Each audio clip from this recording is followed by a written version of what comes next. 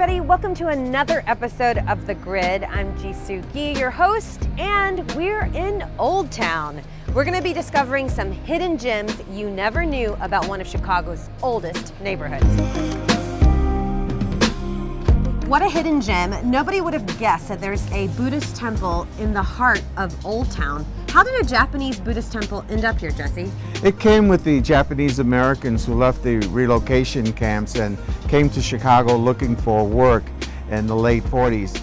This used to be a Japanese neighborhood in the 50s and 60s, known as Japantown or Little Tokyo. We are still a traditional Buddhist temple celebrating all the holidays, the Buddha's birth, the Buddha's enlightenment.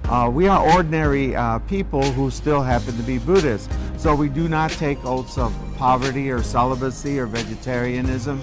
We have to go to work just like everybody else. And so we have to live as Buddhists, but you can't live as a Buddha did 2,600 years ago in India. You have to live in our modern world.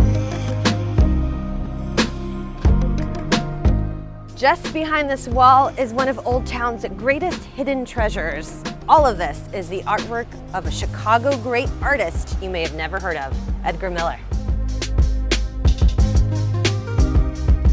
Talk about hidden gems. I'm in another one right now in Old Town. Where are we, Zach? So we're in the Rudolph Glasner studio, one of Edgar Miller's handmade homes, and really considered his masterpiece of art design and architecture. What did Edgar Miller mean for Old Town? Edgar Miller was the founder of Old Town. In a lot of ways, the artist movement that he was a part of and really the ringleader of brought artists and all kinds of creatives to this neighborhood. It is one of the most creative, expansive, eclectic types of artwork you'll ever see. It takes in inspiration from all over the world. He was a multi-craftsman artist, worked in over 30 different media. Primarily, he did architectural design, so he did stained glass, metalwork, woodwork, plaster. He also was a painter and a sculptor. He did plate design, fabrics. So how do people get lucky like me and see this for themselves?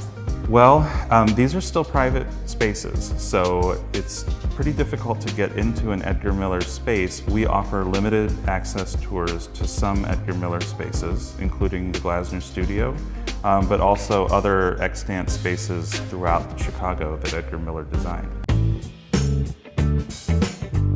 So one of the businesses that makes Old Town so old is House of Gluns. How many years have you guys been here? For 130 years. My great-grandfather opened it in 1888.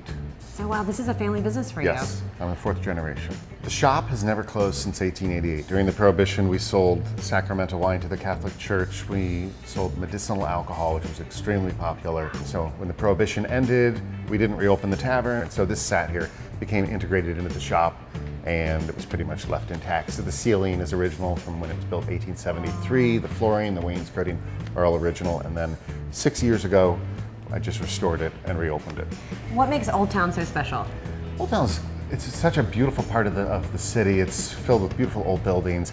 There's a great concentration of old businesses, many of them family owned for multiple generations, and that's pretty uncommon.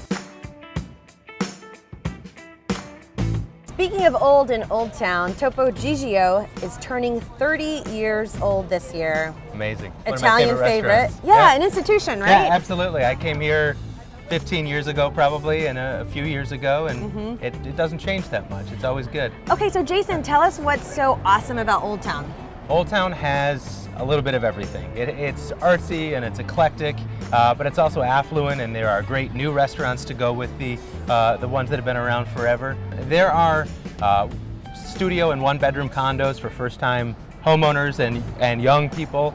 Certainly there are plenty of families, and then there are homes that are $20, $30 million.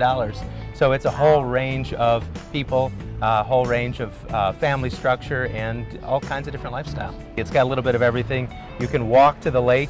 It's got some of the greatest architecture in the city. In fact, St. Michael's Church is one of the buildings that survived the fire and still stands. So between new construction and landmark status properties, it just runs the whole gamut. To find all of these places we highlighted in today's video, head to the Chicago Sun-Times website. See you next time on The Grid.